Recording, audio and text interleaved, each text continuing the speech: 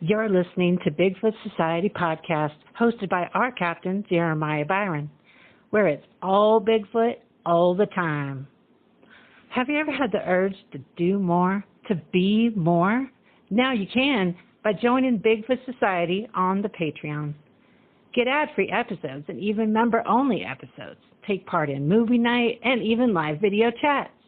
Interact behind the scenes with Jeremiah and other Patreon members like me, Leia.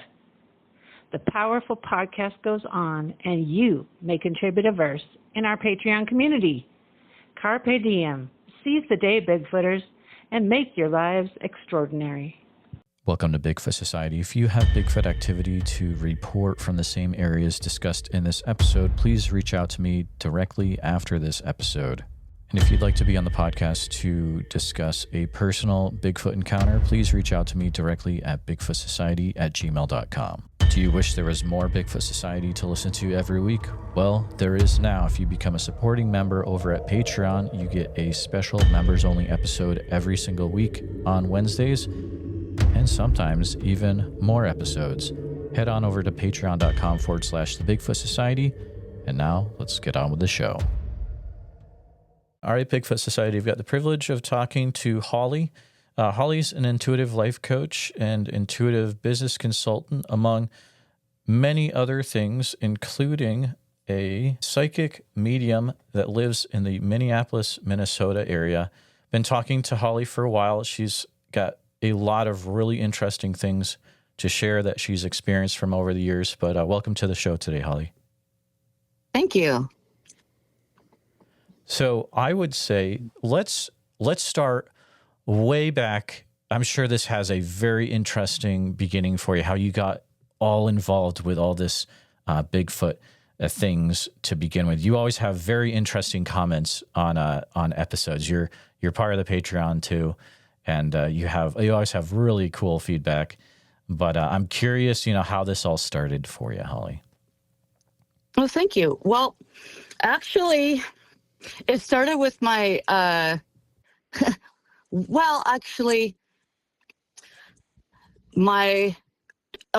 my ability to see the world in a different way did go back further than my first Bigfoot encounter. But I would say my first Bigfoot encounter kind of started my my more direct interaction with interest in Bigfoot, but I'll go back from there a little bit before that. When I was a child, I do remember seeing the Patterson-Gimli film at the local theater, and I was like, wow, what's that? And I was actually born the year that actually happened, so I must have been in the early 70s. Let's see, I was old enough to be able to remember being at the movie, right? And that's all I ever saw. Then I grew up in North Dakota on the east side of the state, where we didn't have any ongoing talk about people seeing Bigfoot. So I just felt like it was something that would never happen to me because it was something from far away. But then we did have, when I was in high school, I remember there being a rash of sightings in the western part of the state and people talking about the smell.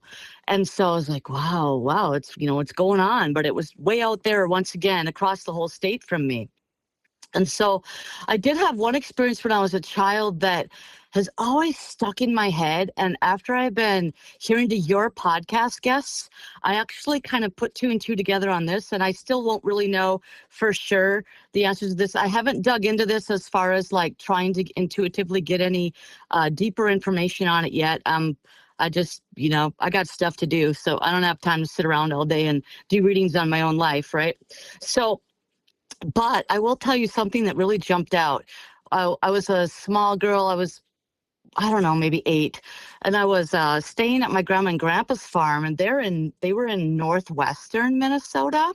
And I used to spend like a week or 2 weeks straight there in the summer visiting and hanging out because I love to be a farm girl. And they had a farm working cows and crops. And one night, I remember hearing something running back and forth. That's my memory of it. My description of it was something running, something heavy, like heavy footsteps, really loud. I could hear it running. back and forth outside my window in my bedroom. And I had my bedroom to myself. So then the next morning, I reported this to my grandparents. And my grandpa said he went outside and looked around and he saw moose tracks outside my window. Then there was a reported moose on the farm at that time, like being seen around the crop area. And that's never really that's never really matched for me.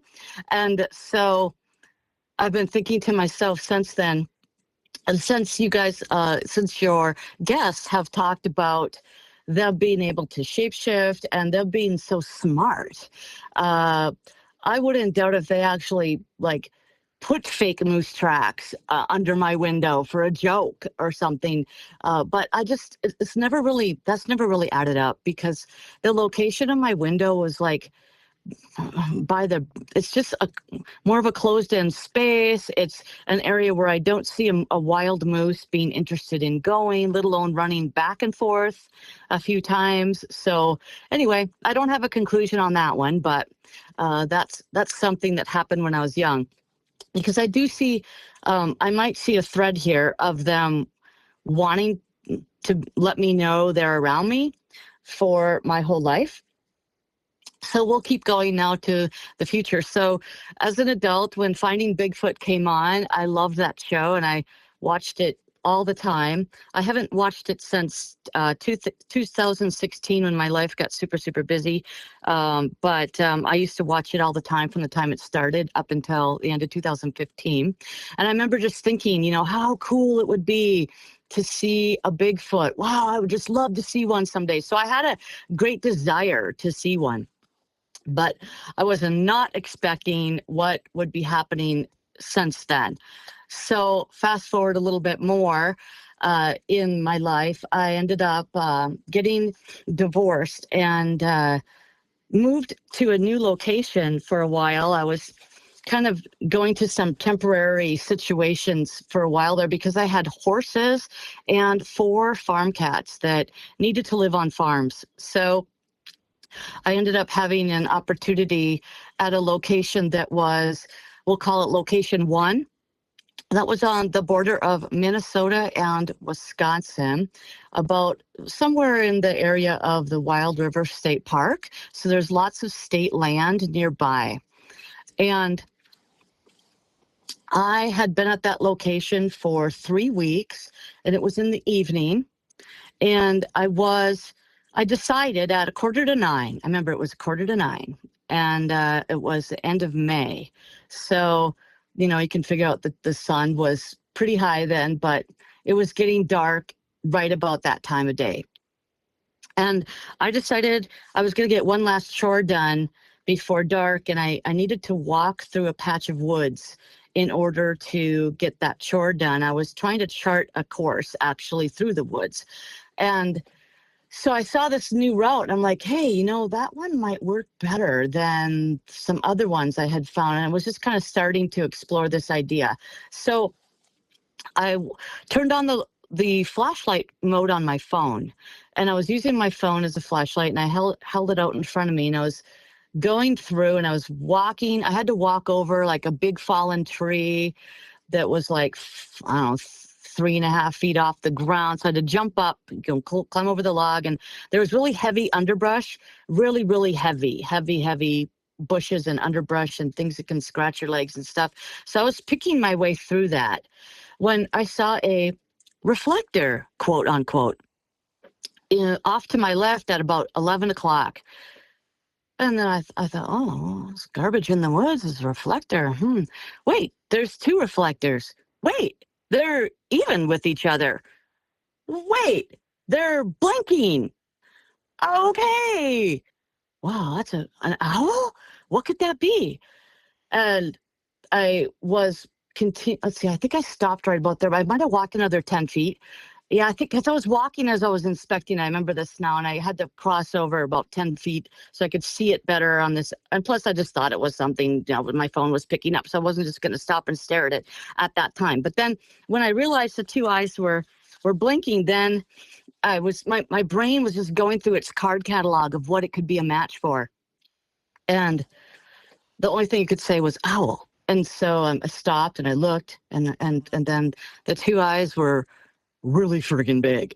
And I'm like, okay, owl? I'm like, no, that doesn't line up. So I was standing there looking at the tree, and all of a sudden, bam, I got hit with this telepathic information. And it went, hello, I am the alpha male around here. We have been watching you since you got here. You are so oblivious, you ignorant human being. I am so superior to you. And I went, oh, that's a Sasquatch. Oh my God, it's a freaking Sasquatch. I can't believe it. Oh my God. And I was just standing there, and I'm like, and so I just went like this. I just went, okay, well, nice to meet you then. And he was only like 75 feet away from me. And because I paced it off, it was about 75 feet. And I mentally started making notes. I'm like, okay, is there a branch? No branch. No branch. No tree branch. Okay, there's exactly where it is on the tree. You're going to come back later. You're going to check that out later. And so it's so stupid. Like, now looking back at it, I would have sat there and discussed life, but I was freaked out. I was there by myself, all by myself on this property. Nobody else was there. And here I am, and he was very intimidating. And I did not know, just to preface this, I knew nothing about Sasquatches at that time, except for what I saw on Finding Bigfoot, which is not a lot, because they do not go into any of this part. At least they weren't back then. They were not discussing that they're sentient beings that are telepathic as hell, okay? They didn't say anything of that. I had no idea that they used infrasound or anything, but I'll tell you that's coming, okay? So at this moment, I was completely just in the dark, okay? Imagine someone living in a bubble their whole life, and then bam, okay? So I just went, well, really nice to meet you, and I said that in my mind back. I think I did. And so then I just said, well, I gotta get on with my chore here, which is so stupid, but I was kind of in shock, right? So I turned forward again on my path, and when I took a step with my foot and another step with my foot, because I was continuing to walk, I wasn't going to walk and stop. I was going step, step, step, right? When I took my first two steps, snap, snap, branches. Intimidation. Whoa, did that intimidate me? I went, oh my God. So then there was a bush that was covering me in between him and me. So I walked in between the bush. So I had a little cover. And then I just went, well, I've got like 15 feet to go to get to the end of my chore here, so I can get the information I needed about what was on the other side of this patch of woods. And so I walked the extra 15 feet, which is so stupid. But then I turned around and I came back. And when I came back, I dared to look when I got past that bush, and he was not there, as far as I know. I couldn't see him. So who knows where he was, but there was not a sound. I didn't hear anything, not a sound from over there. So I have no idea. But I do know that just north of there is a huge patch of woods that doesn't have anybody living in it. So it's an easy escape route just to pop right back there. So don't know. But that was my first experience with a Sasquatch, and one of the most amazing experiences of my life. So then I called the Sasquatch Researchers Organization and talked to somebody that was in one of the creators of the group. He was one of the co-creators, and he said, I'll talk to my friend who lives down by you and have him give you a call. I'm like, okay, because I was like, I got to be a good researcher, and I have to report this. It wasn't because I was afraid or anything. I was just like, I have to report this and let them know. And so up comes on the phone, calls my now really good friend Chris, who turned out to be my great friend. He came over and he was so nice, and he gave me. I took the class Sasquatch 101 that day when he came over, and he told me all these stories. He told me about their expeditions, and that his wife got her feet tapped or tugged. Let's see, what did he say? Tapped or tugged twice at night. I've got it right here. He just texted me. Let's see, poked. Yeah, his wife was poked in the foot twice in the same night. And then he saw a dim light with lines and cracks. It moved with the light going across the top of the tent. He described it to me as a fingertip, but if he wants to get specific, he would say a light with fissures, like little fissures or cracks coming out of it. And so he told me about the infrasound. He didn't use the word infrasound, but he told me how they can freeze you so you can't move. And he told me about lots of experiences that they've had on their expeditions and some things that happened to him as a child. And I was just shocked. I had absolutely no idea of any of that information. But what was really helpful is that he went through the whole property with me, and the first thing we did was he reenacted the experience with me. He went over, and I stood exactly where I stood, and he stood exactly where I saw the Sasquatch, which I named King. So we'll call him King. So he went and stood right underneath where King was, and I laughed because he is like 6'2", and he looked like he was about 4'8". I mean, he looked like he was 5 feet tall compared to where the head was. And there was actually a blind made around the tree where King was.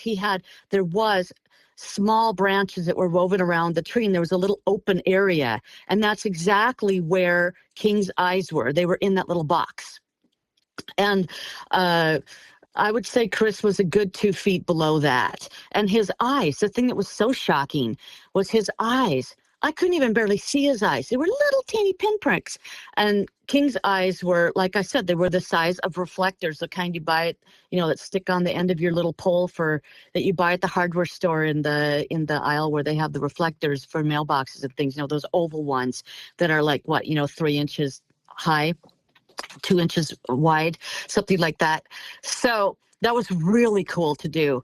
And I took a picture of him under the tree so people can see that. If anybody wants to see it, you guys are free to email me, and I can send you a recreation of that or a picture of that. So then he took me through the whole property, and he showed me all the blinds they made. And then I was really shocked, because here all along, like I'm talking like on the edge of the horse pasture, there was blinds up and down, and a couple of very elaborate ones. And those have been there for many years. They did not make any of those blinds for us. They made them to deer hunt, I'm sure, and other things. So they had been there many, many years, from what I could discern. So yeah, but they were coming. My animals were fair game if they wanted them. And I always had a little, a telepathic agreement with them. Like, okay, I'm sure you guys know this, but, obviously my babies are off limits to you. And so I never feared that they would take one of my cats or harm my horses. And so there I went. Here I am, not expecting to do this, but here I am living with Sasquatches and then understanding how to read the woods. So after he taught me that, then we started working together over the course of that summer, and I would take pictures of what's changed, and I would tell him, and he came out a few times. And then he also gave me some thermal imaging equipment, and I set that up outside, set that up in my bedroom window and faced it right out to what I call the hot spot. There was a hot spot in the woods right across from my bedroom window that I always saw them in. And so just so you know, I was seeing them. Like I'll get to that, but I'll go in order here. So he gave me the thermal cams, and so I have not had a chance to review it. I just recorded and recorded and recorded. We're talking, 8 to 10 hours a day here of recording, or anywhere from 6 to 10 hours a day, in many days. And so I just recorded it. I didn't review it. Well, I started reviewing it, but oh boy, is that that's really tedious. It's really tedious to do. And so you have to make sure you don't miss anything that could be just a little blip, right? So you really have to have dedicated time to just doing that. You can't really multitask. I tried to multitask and have it on, and it just seemed kind of useless. So, but I did review some.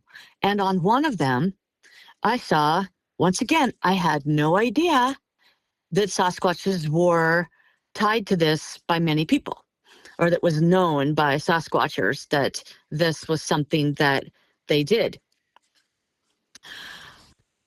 or that they were associated with. Yeah, that's the right wording. So I saw on the thermal imaging a round circle, because energy comes white. Okay, so it was a circle of white. So a being that was just a sphere, white, on the thermal imaging camera. In other words, an orb. But I didn't know it was an orb. I just thought, what is that? So there was a big circle, the size of at least a soccer ball, between a soccer ball and a basketball size. And it came down from a tree, down, straight down, and then it made a 90-degree turn to the right. Is that 90 degrees? Yeah, 90. A 90-degree turn to the right, and just went across the rest of the frame, just traveling completely horizontally. And I went, a bird can't do that. A bird cannot fly like that. They have to take off at a curved angle and fly away. Plus, the energy signature didn't have wings. It was just a circle. So that's really, really cool. And I asked Chris if he could find that. He's going to see when he has time soon if he can find that footage again, because I gave it all. I turned it over to him, and I'm like 2 computers down from that computer now. So that was in one of my old computers. So anyway, that was pretty exciting to see at that time. And I did not know that they had anything to do with orbs until I started listening to your podcast, actually. That's the first I heard of them having association with that. So that was really, really cool. So throughout the course of the summer, I just suddenly realized they were all around me all the time, and they would call every time I stepped outside. Every time. I mean, I can't tell you one time when I felt alone. They were always in the same spots, and they would always do the warning chirps when I came outside, and then the other one would answer from a ways away. And it was mostly chirps, lots of owl calls as well. And I did write in my notes, because I did take a diary and wrote down some of the main days, what happened. And I wrote down that they were doing a dog / other animal hybrid call as well. And I don't even remember that. I don't remember hearing that, but I guess they did everything that everybody else says. But I didn't remember some of that stuff specifically. But I did have, there certain spots where I would see them on a regular basis, because I had a really bright spotlight I had purchased to be able to see what my horses were doing from far away after dark. And so I would scan the property with that and see their eyes. And I don't know, they didn't seem to mind. I know people say you'll use red lights and all that. And I'm like, no, thanks. No, I'm just going to hit it hard and see who's watching. And so there'd be certain trees. And then I would check those trees in the daytime and go by those trees, and there would be little branches woven by those trees so they could peep out from behind them more easily. So there was like three main levels: a close, a medium, and a far away level of trees, and they had their favorite trees in each spot. And I would watch them. I would just stand there, and then I would walk out the door, and I would stand there, put my light on, interact with them, watch me, watch them peek out from behind trees, go back. And how they moved, they would move like they had a neck brace on. I put it down that they moved like they had a neck brace. And I don't remember when I learned that they don't move their necks well, but I don't know if I knew that then, but I just knew that they weren't moving like a normal animal would move, because they didn't move like deer.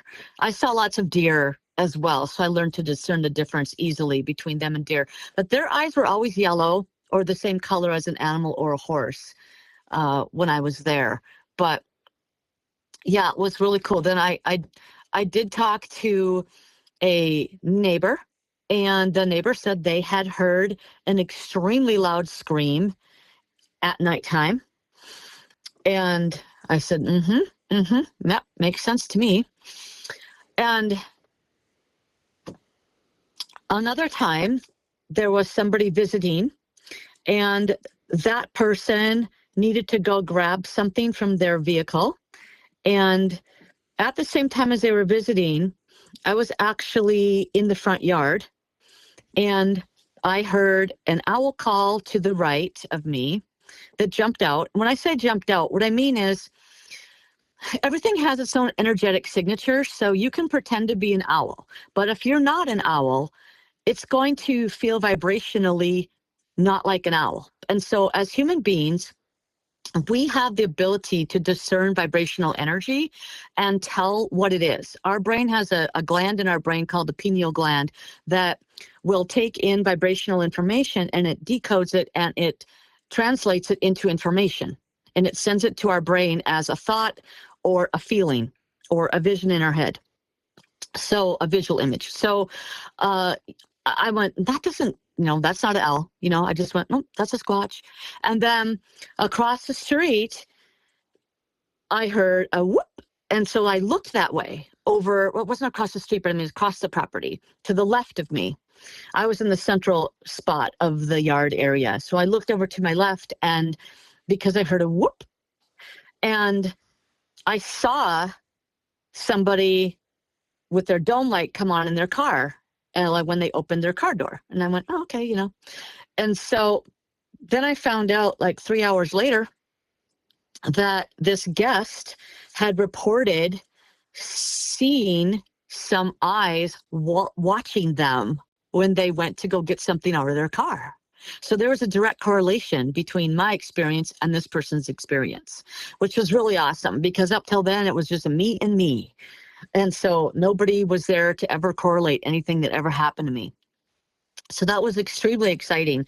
And the next day, I went out with that person and went to the actual spot, and they pointed to where they saw the eyes, and they were, I forgot to tell you this, the eyes were always 8 feet off the ground. So consistently 8 feet in, many locations. If they were standing up, they were like 8 feet. So these were 8 feet, and it was in a spot that I called another hot spot. That was my heebie-jeebie spot, I called it, because every time at night, that was the spot where I would feel, I call it heebie-jeebie, but what that means is I would feel, the vibrational energy of somebody watching me from there. And so that was a really cool correlation for me as well.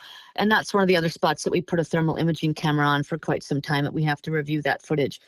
That's a spot where I also cast 2 tracks from. So I did find a trackway back there, and I did cast 2 tracks from there. And they are like 14 inches long. So lots of correlation. Then I have, I think, 2 other sightings I want to tell you about from that location. So the other one is when I was calling the horses in once from their far pasture. I was scanning with my light to see where the horses were, because I did not know what part of the pasture they were at. And I was just making sure they were, first of all, there before I called them in, because you never know when your horses are going to get out of the fence. So it's good to know they're there. So I'm doing that, and bam, I see once again 2 or 3 sets of eyes watching me as I'm calling for the horses. And they were very interested in what I was doing. They were squatting down and standing back up, and one was going in and out from behind the tree. And just so you know, at this time, I also want to preface this. I did not know that my abilities were not developed to the level that they are now. I was just starting my work that I do now back in 2016. Before that, I was just working on myself. And then, so I did forget to tell you that when you were asking how this came about, where I could, the comments and things that I say on Patreon, I started learning about all things that were, I guess you'd say, metaphysical in nature back in 2005. And so from 2005 to 2015, I was doing independent individual studying, working on my own life. I was on my own journey, and I thought it was just kind of mainly for my own personal growth. Then in 2016, the guides that I work with, that have been working with me for 10 years, started guiding me towards doing this for a living and helping others. And so I transitioned away from my career as a decorative painter and an artist and more over to this career. So I was just doing that at the time when I met King. At the time I met King, I thought the only souls I could talk to were my guides that I work with. I did not know I could talk with any soul in the universe. That happened after I moved away, and I had clients start asking me and assuming that I could. And so then when I started to try to do it, because I wasn't going to say, oh, I'm sorry, I can't do that, I have to leave this party, right? Because I was at a live event doing a party, and everybody at the party wanted to talk to a dead loved one. And I'm like, I don't do that. But I'm like, well, I guess I better see if I can, right? So I did, and it was easy. And so that kind of started on that whole other trajectory. But that didn't happen till the winter. And I had moved away. Well, they were there. They were gone in the winter, actually. And I never saw them after winter time. So that didn't line up right. So when I was there, I didn't know I could be speaking more directly with them. So I was just had my thing with King. If they instigated to me, that's great. But they didn't instigate any more verbal telepathic communication in the physical form with me at that time. So I was just talking to my guides about what was going on the property, and they were giving me information of what the trees meant. They were giving me the information of what they were doing with the messages they were giving me. Okay. So that's why I didn't have more direct communication with them when I was at that farm. So I did more observing of them and watching their behavior. So that's what was going on that night. It was really cool. Then I saw one scoot over low to the ground, like on all fours, and scoot over to behind a hill that was in the pasture, and then peep up from behind the hill. And it was just really cool. It was one of them. I just love watching them. I could watch them for days. It was so fun. So, and I never felt, like I would be harmed, because I tell you one thing I think is really important is that I always gave them my utmost respect. I always said, well, I respect every being on this planet, insects all the way up. So I always gave them my respect telepathically, and energetically, and I respect you equal or higher, like King said, to me. And I'm going to treat you with that respect, and I expect that respect back. So it was a mutual respect thing. So I always felt like they stayed within they didn't want to scare me. I felt like they always kind of stayed far enough away that they wouldn't scare me too much. And I did have a telepathic contract with them. I'm like, do not come up and look in my bedroom window, because if you do, I will freak out and die. So I don't know if they ever did, but I never saw them do that, because I was just like, I'm not ready for something 10 feet to be looking in my window when I'm here by myself. So anyway, so that was that sighting. Then the last one that I want to talk about from that location was when it was November, and it was a dark, drizzly night, and I had just gotten home from work in the metro, and so it was late, and I had to get my horses in, and so I was calling them in, and I decided I better check the fence line, because I hadn't checked that area of fencing for a while, and I wanted to make sure there wasn't any breaches. So I took my spotlight, and I was following down the length of the fence line, and that was going through a wooded area. So I was following through the wooded area, and oh yeah, they want me to tell you this, that's also the spot where they pushed over a huge tree during the summer months to push down my fence. So that was nice of them. They pushed a really big tree over to push my fence down lower. And that was one of their spots where they ran across all the time from the uninhabited woods through, because they like to deer hunt in this area. I feel like they were hunting deer. So I passed the fallen down tree, and then bam, all of a sudden, whoa! I'm like, what was that? I saw, the instant my light hit it, I saw a 4-foot wide shoulders from the back, my view of shoulders 4-foot wide gorilla shoulders is what it looked like. They were silvery because they were wet from the rain. And when my light hit it, it illuminated the hair. And so it was just a really amazing sight for me. So illuminated, wet hair that was jumping down from a tree. So they just like, boom. As soon as my light hit it, they're like, I'm out of here. And they flipped around backwards and then disappeared in front of my eyes. I just went, where did that just go? I don't know. So people say they disappear in front of their eyes. That's the closest thing I would say. I don't know where it went. I didn't hear a thing, didn't hear a sound, didn't hear a thump on the ground, didn't hear any branch. No, there was dead leaves all over the place, branches. Also right behind there was fallen, old, down, rickety, old barbed wire fencing, which this Sasquatch would have to jump over, around, across in order to not get tied up in that. So there's a lot of human traps. They would be bad things for humans that would be difficult for us to go over. So don't know. It's pretty cool though. That's all I can say. So then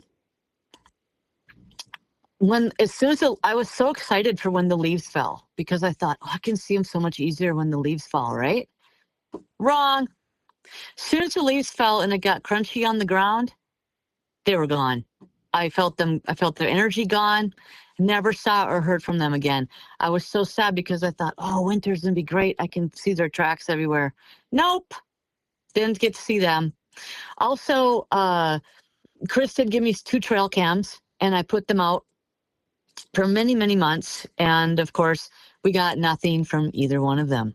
So he told me that we wouldn't get anything, and we didn't. One was, I don't know, I think one didn't work, or one was taking pictures of leaves, and I don't know. I don't remember what happened to him now, but neither one of them worked. So yeah, as usual. So, and I've remained really good friends with him and his wife ever since then. So that was a beautiful gift that I got from living there. Oh, one more thing I forgot to tell you about there.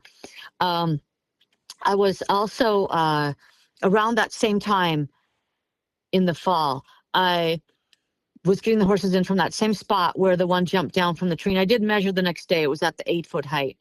And I have a picture of that tree as well. So, well, a sketch. So I decided to sit down on a log and just see what would happen. And when I sat down on the log, it was dark out, really dark. So I was practicing using my third eye vision, where you can see energy. And so it was pitch dark, so it's easier to do that in the dark. So I was staring into the woods, and I did see some energy signatures that looked to me like they could definitely be the ethereal energy of an upright bipedal being. And then I heard 6 footsteps coming toward me. So there was 4 fast and 2 slow. And I just sat there on the log. I don't know what I was going to do if they would have come closer, but they just stopped at that point, and they didn't come any closer to me. And then I just sat there for a few minutes, and I was like, well, I got to go, because I'm really impatient. I keep my schedule like way over full. So I don't have time to I don't make time to just sit there for 2 hours like Tom Control. I wish I could be more like him and be retired and be able to just sit down or do my workout in the woods like he did. So that was really cool, though. That totally also once again confirmed that they were always around me. But they were always, like I said, they were always very cognizant to not scare me. So I do report one time I had a funky smell come over the whole yard. I don't even remember that now. I never remember any smells, but once I did smell a smell I have written down here. So then, like I said, I moved away from that location before they came back. So unfortunately, I never got to interact with them again from there, after I realized that I could speak with them from my experiences with the other people. So then I'm off doing my life. And in 2018, I went to a conference in Sedona, and I had, for a whole nother reason, it was a different type of conference. But out there was a lady named Shikara Tosha, who is also well known in your Bigfoot circle. She's spoken, I didn't know this then, but she, since then, I think maybe has spoken at the Bigfoot conference, I think in Oregon or Washington State a few times. She had a piece of art that I bought from her, and with the piece of art, if you wanted to, you could sit down with her for a quick reading, and she would give you a message from the art. So she gave me a message, and the message, I was not expecting this at all. She said that part of my guides are the Sasquatch people. And she goes, the Sasquatch people, big time. And then she said that you are supposed to be their ambassador, and you're supposed to work with them and work with the energies. And I think she said the word ley lines in there as well. And yeah, like I'm the keeper of the energy. I'm the keeper of the codes, and that I'm supposed to help them with all this. And I had no idea what any of that meant at that time directly. But I just thought, well, that was a direct correlation of what happened to me before. And she didn't know that. She had no idea that I'd already worked with them. So that was cool. So I'm moving forward in my life and not expecting to have anything happen at that time, and not trying to make anything happen because I'm really busy. But through my time after that, I was always aware of what's going on around me in the woods after living with them for a year and seeing the subtle changes they make and understanding what they do in the woods. I became very good at reading the woods. And I have horses and I ride in the woods. So my friend and I would take camping trips, and we would travel around the state in various locations with our horses. And there's also county parks here in the Minneapolis area that I go to. And so I've always just been on the lookout and thinking about Sasquatch, but then had things happen, a few things here and there, when we're camping, hear a few things that sound like there's definitely somebody in the woods and somebody's watching us, but nothing direct. And then with my career and my job and helping thousands of people in the meantime since then, intuitively, the Sasquatch people would start coming in as a collective. So like the whole Sasquatch people, their souls would speak to me collectively in one voice. And that's very common, where groups of souls will speak in one voice from their non-physical state. So that was cool, where I'd be talking about the Sasquatch and telling somebody about Sasquatch in their reading or something, and then the Sasquatch people would come in and comment. So I was doing that, but I wasn't doing anything else directly. Then this summer, well, I've had my horses at the place where I live now for, I think it's going on 4 years now. I have to, maybe 5. I think this might be my 5th year there. And I always felt like I was being watched again. I'm like, yeah, definitely feel like I'm being watched here. And I'd get the heebie-jeebies at night because it's very dark where I have my horses. And there's woods next to where I have my horses, just like a lot of similarities in how things are laid out compared to location number 1. And location number 2 is in the Minneapolis metro area. So that's where I am now. So I'm a little ways away from the other. So, I'm thinking, I would never see the same family again or whatever.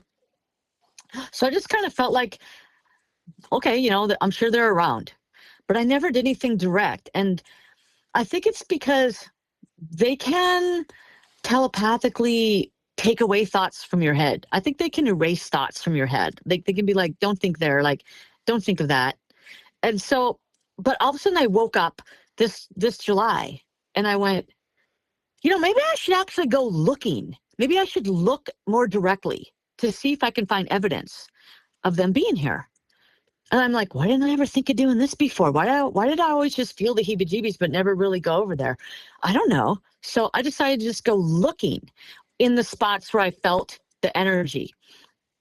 And lo and behold, I was shocked, absolutely shocked to see once again intricate blinds on the backsides of these wooded areas, very right up along next to the pasture, and footprints. I'm like, what? Well, obviously they knew it was my time. So they made sure they had footprints there for me to see, because I do feel like I've learned so much from working with them over the summer. It's been crazy. And I do now firmly believe that, and people can do this too, time happens linearly for us in the third dimension. When we are in this third dimension reality, we have to live in time with the past, present, and future. But that is an illusion. Time does not really exist. As souls, we are created by God, and this is all my belief system, obviously. If someone else doesn't believe it, that's fine. These are from my teachings and what I have grown to believe is fact in my world. But when we are dead, we are eternal beings. We do not have time. It's not like, oh, I've been dead for 20 years and I'm getting kind of old up here. It's like when God creates a soul, that soul lives on for eternity. And God always says, I always was, and I always will be, and I always am, right? And we're like, what? What does that mean? Well, you can jump around in the timeline if you have the ability to do that. And I know humans that can do this as well. This is not just a Sasquatch thing.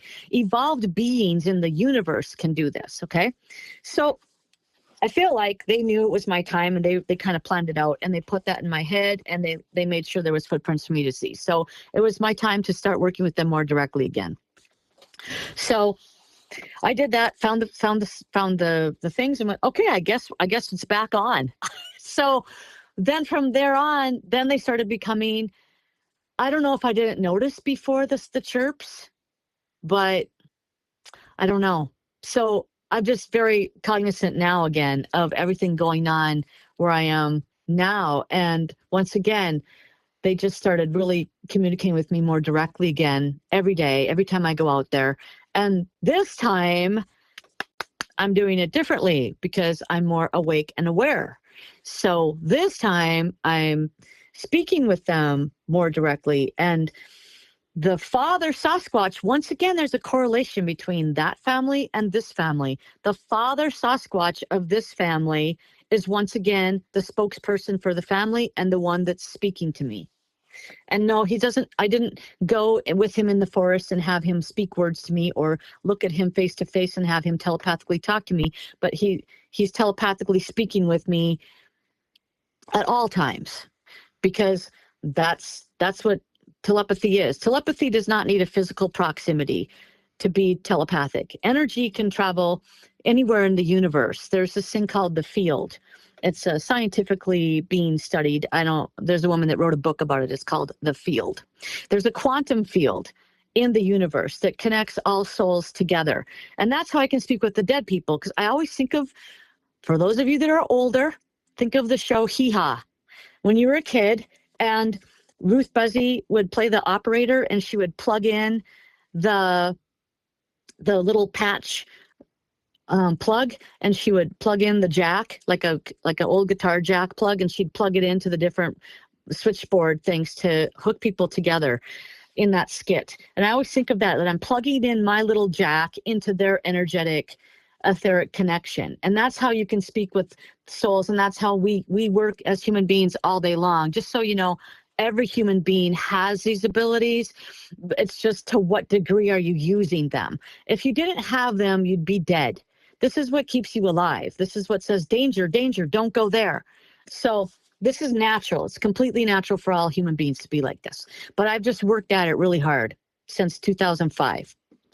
And so, okay, so there's that. So, but I want to also back up to some interim time. So in between that, I think I already covered that. Yeah, I covered the intern time, that I would just see the different correlations around everywhere I go. So, but the thing I want to talk about interim time is that it does shock me that everywhere I go, every woods I go in, I've always seen something that I felt was a structure made by a Sasquatch, and energetically, it's not just looking at the structure. You have to feel the energy of it as well. I do anyway. I can feel their energetic imprint on the thing that they bent, because when you do something, you leave a residual energy imprint behind. It's like a footprint. And so I can tell you that I feel like they are everywhere I've gone in the woods, all the way to Chippewa National Forest in northern Minnesota. I've ridden my bike in there many times because I used to go up there once a year for a week. And I felt like they were following along with me everywhere, every woods I've been to. And so when people talk about the population of them, I feel like it's a very low estimate. I think someone was just talking on one of your recent podcasts, like the number was astonishingly low. So no, there is way more than, and like the one podcast guest I think she said she'd seen several hundred together at one time. So yeah, I think there's way more than what we ever even imagined. So I also, so the father started talking to me just right away as soon as I opened up myself to them. And I'll get to some of his messages in a second, but I also want to say that I felt like they knew me. So I feel like the whole time I was being watched for the last few years here at this location, I always felt like they knew who I was from over there. And I just accepted that. That's another correlation that I got with your other podcast guests. So that been really cool. A lot of the things I've heard from your other guests have been really confirming for me, because most of this has been just me and me. I have had two other correlations now over the summer, which I'll get to in my sharings, which are really fun for me to have, because it's the first time I've ever had a correlation with someone else agreeing with my assessment of what's going on and experiencing them along with me. But until then, it was just me. So that was great to get. A lot of what your podcast guests say is the same things I've experienced. For instance, feathers. So I just knew those feathers were from them. So like right after I saw the blinds next to my horse pasture, I started investigating this area every day. So when I did chores, before I did chores, I would go behind here and see what was new, see if there's anything that they've done different, and look for any new footprints. And I was walking down that area, thinking to myself, talking to myself, and saying, well, I guess this is as far as I need to go, because that was the edge of a correlation on the horse people side that I felt like I didn't care what happened past then. So I was like following that along behind the woods. And I go, well, I guess this is as far as and when I said that word, I looked down. Here's a tree that's gotten pushed over since the night before. It's a small tree pushed over completely horizontally, blocking my path. Like, yep, that's as far as you need to go, Holly. And then right below that, where my foot stepped, was the feather on the ground. And I knew it was from them. They were showing me, we knew you were going to be here, walking here today, saying those words to yourself. Right at that moment, we thought we'd just give you a little marker. And so I was like, oh my God. And then right next to that, they also wove a little, I call it the playpen. They took some trees and they made a really cool horizontal arch. So instead of a vertical arch, it's a horizontal that goes around an arch. And I feel like that's the baby's playpen. Like, you go in there and I'll stay out here and get my work done. So anyway, lots of cool things like that were happening. But back in the corral area, I started getting feathers there all over when I'm thinking certain thoughts as well. Like if I was having a bad day that day and I was thinking about something about that, bam, there'd be a feather. Well, so I decided I'm going to play the feather game back. But first of all, they gave me 5 feathers over the course of 2 days. And I picked them up and saved them. And the last one was just this eensy little poofy feather. And I was like, I think this counts as a feather. I'm going to put that in the done pile and keep that over there. Then I downloaded later. When I mean download, I mean like my consciousness arrived on the frequency of the answer, because we can shift our consciousness of thought to whatever frequency we want to be on, high or low. And I needed to go to a higher frequency with my thoughts to be able to get exactly what they were telling me with that feather translated into my mind. And at that later time, it came to me, oh, that was the baby. And I just like laughed. I went, oh my God, that's perfect. The littlest feather is for an infant. So they have 2 youths, the mom and dad, 2 youths, and a baby is what I was getting. And the two youths also did correlate with the footsteps I've seen on the property. I've seen 2 youth-size footprints and one full-size footprint on the property. So yeah, the 2 youths are, from what I'm gathering, siblings. Actually, I had them for so long. They just said to tell you this. They're like, yeah, you saw us for so long that you didn't think you thought we might not have parents, right? Yeah. I thought they were orphans, actually. I didn't think they were orphans. I was worried that they were orphans for a while because all I saw on the side by the corral was the small footprints. One was 1.5 times the length of my hand, and the other one was the length of my hand. And I'm only 5'4", so my hand is only, let's see, it's like I don't know, 6 inches long. So 7 inches long. So I knew that was 2 small youths that were doing all the peeping at me mostly and doing the structures over by me. And I thought, well, geez, I hope their parents didn't die. I hope they're not orphans. And then I found out they weren't. I really found out they weren't after that. So yeah, I don't remember when I started talking to. I must have started talking to the father, Sasquatch. I think maybe that's how. No, because I wasn't sure at first if he was from the other family or if he was from this family. That's why I wasn't sure who was what and what was going on. But then they made it clear that they are a different family over here.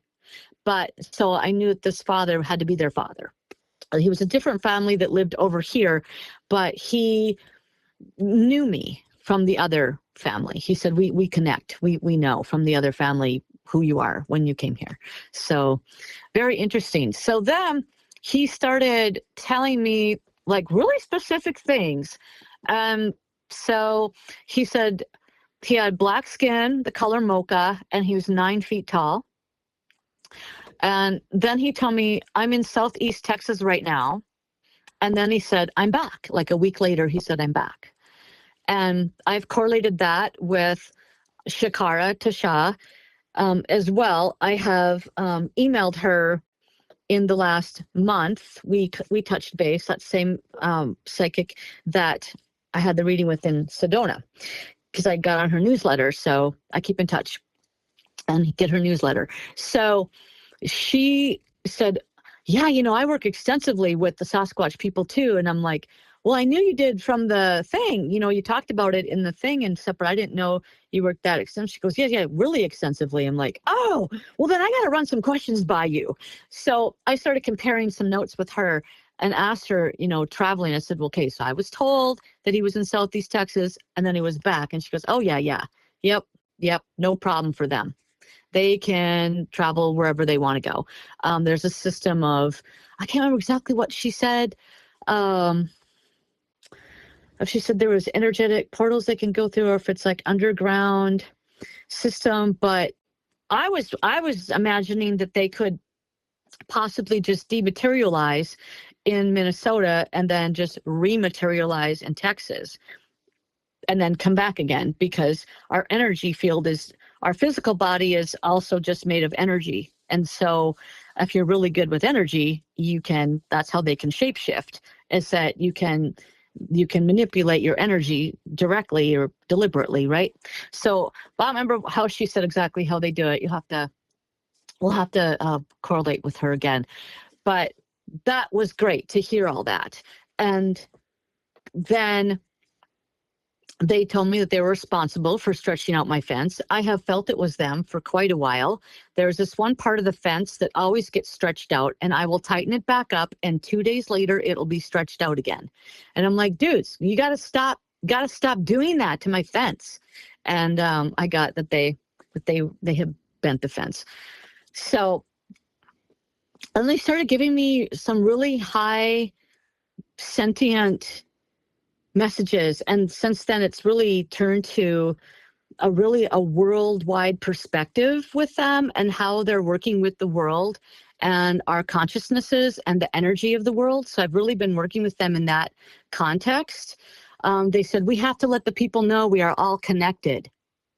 That's something that a lot of people on the earth don't really understand. And what that means is that energetically, our energy affects everyone else's energy. So if you're having a down day, or if you're an evil person and you decide to do evil acts on the planet and you choose these low frequencies to be on, you actually bring the whole rest of the planet down with you, because all of our acts and thoughts become frequencies that emit out to the universe. So that's our consciousness level.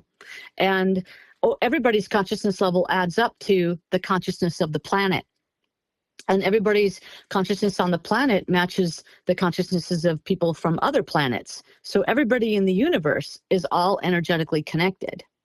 And that's why Earth is so important right now, because we're at a time of an awakening, and all the other beings on other planets in the universe are coming here and keeping a close watch and helping us to ascend, because it helps them. When we ascend to a higher consciousness, we bring the whole universe up to a higher level. So this is a lot of the work that the Sasquatches are doing. They did start pushing over major trees on the property when I started investigating my areas, and I was kind of shocked to see all this, because I'm like, if you guys are such sentient beings, why are you pushing these big, huge trees over? And they said back to me, let's see, I wrote it down. I said, if you honor the land, why are you destroying and pushing over huge trees? And so I did this at a reading. So I tapped into their consciousness, and I specifically did a reading on this little portion here and asked them this question, because I was really wondering, why are you doing this? And I really want them to be more understood by people. So I've been asking them some of these questions that we're all confused on. And they said, well, pushing them over is completely different than removing them from the land. They said they are just rearranging the energy that we screwed up by tromping there. That was funny. They said they are shifting the frequencies back into alignment when we throw things out of alignment.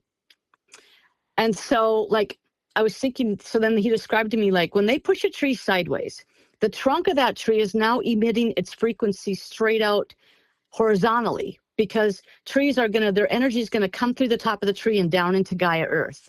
Well, when you tip a tree trunk sideways, that energy is going to go from Gaia Earth out horizontally. So they're changing where all the energy is going, is what they're doing. Hopefully that makes sense to people. And they're rearranging the energy of everything. It's like a big feng shui situation here that they're doing, okay? And so they said everything, but they said, as you wish. They said, if I ask them to stop it in places where the trees mean a lot to us, they said, as you wish. And then I said, okay, well, those trees were 70 years old that you pushed over, and that they really meant a lot to me. So, I want you to stop doing that. And then they said, as you wish. And then they said, well, not all, only 3. I said, okay, well, that's a lot to me, because they pushed over 3 really big trees. It really made a difference to the woods right where my horses are by. And I'm like, well, they said not really. Okay, not really. But to me it did, because they're on the edge. And they said, well, you might want to go a little deeper into the forest and see how many trees there really are. And so I said back, fine. Because they're basically saying, maybe you guys should get out into nature a little bit more. And so I'm laughing. So then I said, well, why can't you just take the energy and wave around with your arms and rearrange the energy like moving the air? Why do you have to use trees to shift the energy? And they said back, why not? Some of their answers just cracked me up. I said, well, because here's the part where I said the trees. I said, because the trees took many years to get that big, and they have souls. They said, all the trees are one soul. I never thought of it that way. But, studies have shown that trees actually reach out for one another, and they actually bind their roots together as one big tree. So they said all the trees are one soul, and they said they are not destroying the tree because they're all trees connected together. And then they are just rearranging the energy. And they said, and how they rearrange the trees actually helps the rest of the forest, because it clears out the negative energy and the disturbances created by tromping humans, they said. And it helps the forest grow better because they're fixing the disturbed energy. So that was their answer for that. And then I also have gotten to experience one of the coolest things I've ever experienced. And that was their low frequency howl. Like, it feels like, I guess it would probably border on infrasound. All you guys talk about feeling it in your body and feeling it vibrate you. And I've never felt that before until this summer. And I actually have a video of that. I actually sent Jeremiah 2 videos of that. And you're welcome to post those on the Patreon if you want. And you can feel the energy. And I put the time on the video where the energy came in. And when in person, when I'm standing there, it was like vibrating my whole stomach, went right to my core. And that's where I feel vibrations the most, in the lower frequencies anyway. So I was like, that was so cool. And so I asked them, what were you doing when you were doing that? And they said they were pulling the energy up out of the earth to help things grow better. Because they were standing, when that happened, they were coming from over in a farmer's field. And so I knew where they were was over in some farmland. And they said they were pulling the energy up out of the earth to help the crops grow better, so that they will have a better bounty, so they will feed the deer better. So they'll feed us better, but they'll also feed the deer better, so they have a better deer to eat when it's time to eat deer. So I thought that was really, really cool. And they said it's like using Rife frequencies. So RIFE, there's a doctor named Dr. Rife. He did a bunch of studies on frequencies in the early 1900s, especially in the 1930s. And he published all his work then, and people can look it up. But he developed a frequency for every like thing you want to heal in your whole body. So like if you have a sinus infection, he has a Rife frequency for your sinus infection. And so you play that frequency and it vibrates in your nasal area and it heals the cells in that area and helps healing. And that's a really up and coming thing right now on the earth, is sound healing and vibrational healing. So they said it's like sending Rife frequencies over the earth. And he said Rife frequencies only in a much bigger way. And he said you could benefit from playing these Rife frequencies all over the land. And he said, and this happens in early fall time when they use the low frequencies like that. He said, in summertime, we use, and he goes, in summertime, it sounds like, and he demonstrated in my mind like a higher sound. And he said that happens in the early evening when the sun goes down, is when they do that work to the earth. So basically, they're really talking about balancing the energy like everywhere they go. That they really like to, and when I say balance, I guess I would say, maybe it's neutrality, not too much to the negative, not too much to the positive. I'm not sure. I'll have to ask them clarity on what exactly is balance to them. But I do know, like, there's a balance on the planet between divine feminine and divine masculine, and that, you want to bring that into balance and harmony. And I know that there's a harmonic state of consciousness for human beings that's called homeostasis. And that's at, I always forget if it's 10 megahertz or 0.10 or I think it's hertz, 10 hertz or 0.10 hertz, but it happens to be the same frequency that whales communicate on. It's the same frequency that for humans, when our heart and our brain are in homeostasis. So I do know there's a state of complete peace and alignment. And so I guess that's what they're trying to bring, to keep the earth in. And then I also asked them why they intimidate people sometimes and why they act like scary to people. They said that they were trying to preserve the earth for their children and bring things, once again, it's always about protecting their home, protecting their children, or bringing things into vibrational balance. So I think that's pretty much everything that I just wanted to share one other quick thing about riding at Crowhassan. Oh, I forgot. Yeah, we're probably going to have to get to that other. I'll just briefly touch on that. I just went out. I think I can do this in a couple of minutes. So I just went out to Medora, North Dakota for 10 days and took my horses, me and a friend, and 2 horses. We arrive at Medora. It was raining out. It was dark. And I wanted to check and see if the fences were properly put up and the gates were up or not for where our horses were going to go. And so I had to jump out of the truck and take my beacon light, my big spotlight I still have, and run the fence line. And as I was doing that, I saw 3 sets of eyes watching me. And I was like, whoa, I recognize those eyes. And they didn't seem like cow eyes, and they weren't acting like cows. And one of them was swaying back and forth. And I've heard another podcast person talk about swaying as well. So very interesting. Confirmed the next day, there was no cows in that area, so it couldn't have been cows. There actually wasn't even any fencing secured over there for cows to be in. So there's absolutely was no cows over there. So I did have some wonderful experiences with those Sasquatches as well. I did actually have a conversation with a young female where we played a game back and forth of yes or no with eye blinking. Because I did have one watching us another night after that as well that I caught on the spotlight, and I stood there and I talked to her.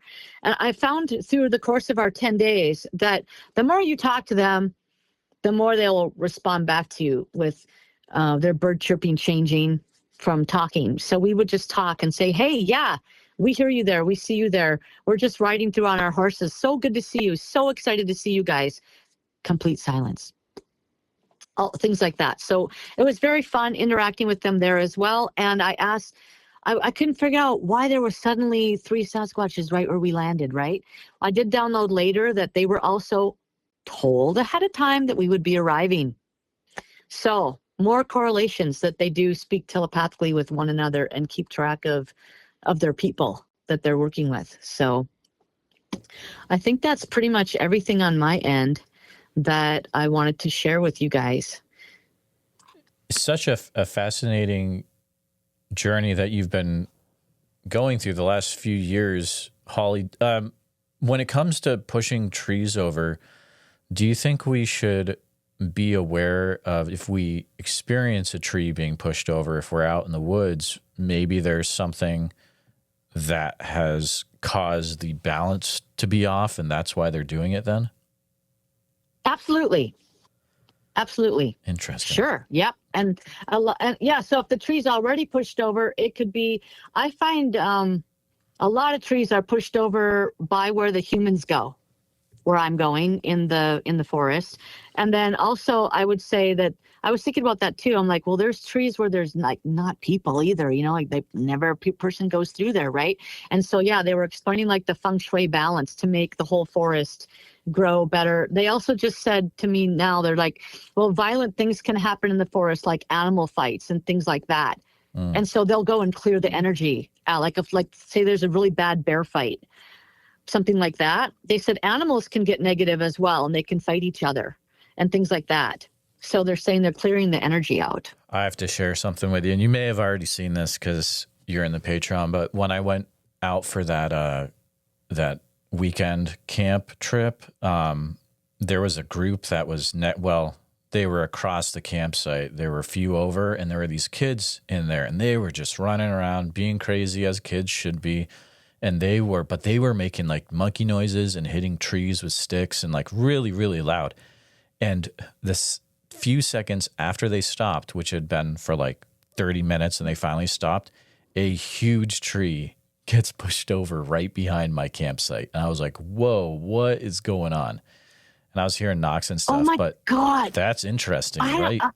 I'm trying to think if I remember you telling me about that now or telling us about that. And I've got to go back and review those. I did hear some of your goings on there and listened and all about, and so glad your legs got better. Wow, was that freaky? Oh, this was, I mentioned it kind of quickly, is an Iowa thing actually. So. Oh, okay. Yeah. Sorry, wrong place. You're good. Yeah. Okay. So when you were telling me the story about them hitting the trees with branches and doing the monkey sounds, I was vibrationally like disturbed just reading the energy of that, because they were being so strong. They were definitely disturbing the energy balance with that action for sure. They said they were disturbing the sacredness Interesting. of that place. Yeah. Interesting. You have to treat it like it's sacred. Mm-hmm. That frequency of reverence, respect, and sacredness. So if you have a situation then where you have researchers out and they're yelling and just causing a big ruckus, that might be a bad situation as well. Yeah, I just heard him laughing in my head when you said that. That's funny. They laugh. They laugh. They're They like, laugh. "Yeah, Yeah, dummy." they're like, yeah. Like, do Oh, they that's really funny. think we're gonna fall for any of that? Right. Like, yeah, I've never, Yeah. I've never done that because I'm just like, yeah, I think they're way ahead of us on that one. Yeah. A few times you said that, oh, they want me to bring this up. Why is it, do you think, that they have been having you bring up different things during the interview? Because there are usually things that are going to help people to understand where they're coming from and what we're after here on Earth. And so it'll bring them out of their perspectives, which are causing them pain, fear, agony, sadness, and help the whole planet rise to a higher standard of frequency. They're trying to educate humans so that we can be more awake and aware. Does that make sense? Yeah, Was there anything that didn't correlate with that? Because I might be missing something else you're thinking about. No, that makes sense. Yeah, I was just kind of curious. Yeah. Same messages. Yeah, we are all one. Energy is important. High frequency is where it's at. This has been just a fascinating conversation. It feels like it could be just the beginning of it too. We might have to check in with you at a later time, but our time is getting close to the end here, Holly. But would you please take a few minutes to share, how people can get in touch with you and maybe any closing thoughts or things that people should know about contacting you? Sure. You can find me across all social medias, except I'm not on TikTok, but Facebook, Instagram, YouTube at Holly Burns Psychic. And my website is hollyburnspsychic.com. And I purposely use that word because people a lot of times don't understand what that is. And I want people to understand that everybody is psychic and everybody is born with the same abilities. So I'm kind of trying to get rid of the twinginess about that word. And so just kind of let people know that really just means that we're all working on becoming the highest version of ourselves that we can be. So that's where they can find me. They can email me also at hollyburnspsychic@gmail.com or contact me through my website as well. And closing thoughts, I would say, I skipped a lot of the more recent stuff that I also had some correlations with my neighbor last night that I just didn't get to as well. So I had a lot more stuff with her, and I could go into a little bit more detail of some of the things that's been ongoing at Medora and here as well. So I'll just I'll keep journaling. Absolutely. Keep track. Very good. We'll check in with you at a later time. But thank you so much for coming on today, Holly. Thank you. You're much appreciated.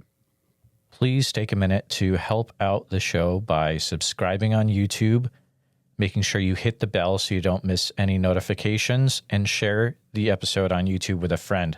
Also, if you're listening to us on a podcast, thank you so much. Make sure that you're subscribed, share the show with a friend.